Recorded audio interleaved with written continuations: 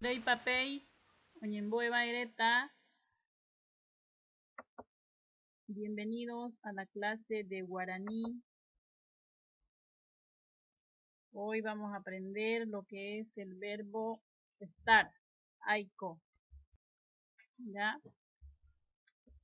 Vocabulario. Les voy a dar unas palabras para que a continuación ustedes formen oraciones con el verbo que estamos aprendiendo y las palabras que están de vocabulario. ¿Ya? Por ejemplo, piru significa flaco. Tuicha, grande. ¿Ya? Pora, bonito o hermoso. Michirai, pequeño. ¿Ya?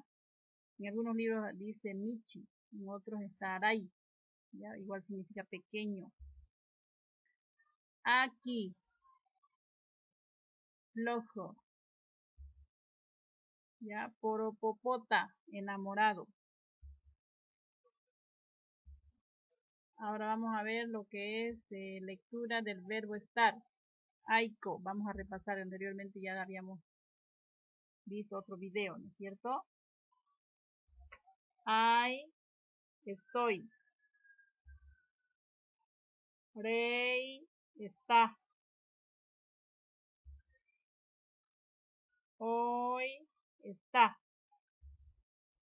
Ñay, estamos.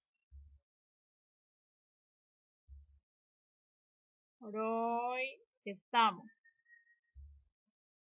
Pei, están. Ñoguinoy, están.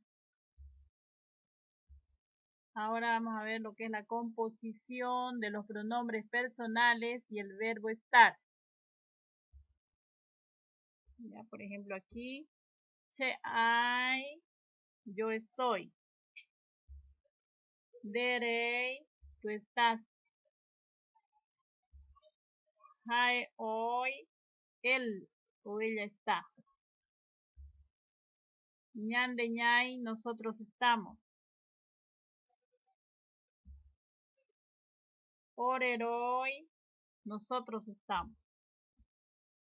Pere tapei, ustedes están. Jaireta ñoguinoy, ellos, ellas están.